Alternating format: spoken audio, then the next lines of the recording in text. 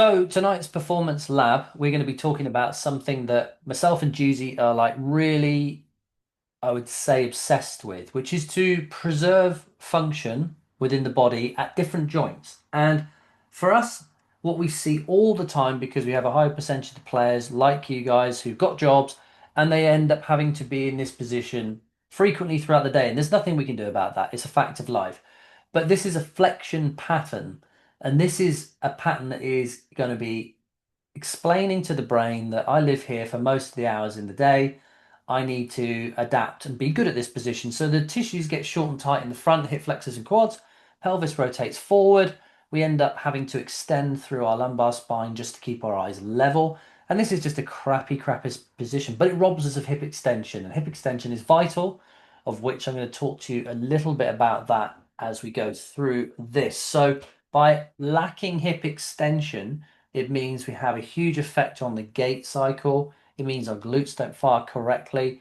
And it just unfortunately means we've got to compensate. And the compensation usually is somewhere within the body that doesn't like to extend, i.e., the lumbar spine. And the lumbar spine is not designed for that. So, one of the guys I've spent 15 years kind of following and listening to is a guy called Kelly Starrett. And I took a screen recording off an Instagram post he put out recently, referenced the importance of this. So, I'm just going to play it in the next slide and then we can talk about it as we go.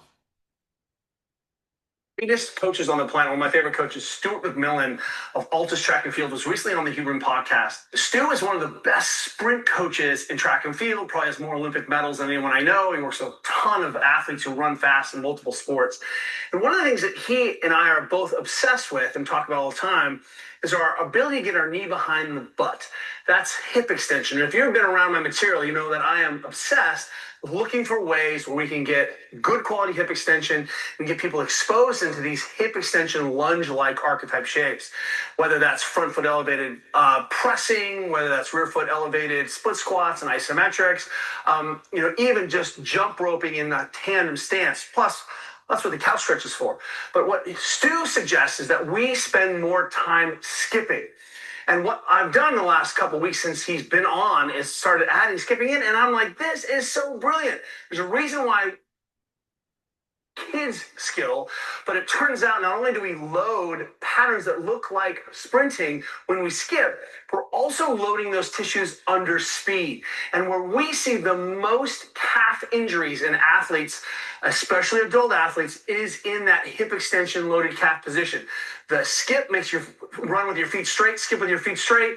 You get good impulse loading, hip behind the knee, generating force.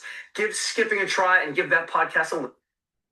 So, again, it's a particular position we're getting robbed off of all the time just because of, as I said before, sitting. We are in that short and tight position. But as soon as that pelvis rotates forward, which happens when we sit, the head of the femur, which is the hip joint itself, just sits too far flush within the joint and we lose rotation as well, which is such a problem. So not only are we being robbed of the ability to extend the hip, we're also losing the capacity to rotate the hip. And again, like we've talked before, is if something can't get the job done, another segment, usually above or below, is going to compensate. And we have the knee below and we have the lumbar spine above, which is why probably 75% of cricket related injuries are within those two categories. And that is a big problem. So we are very much a case of we need to preserve and improve these movement patterns that we are shut out of.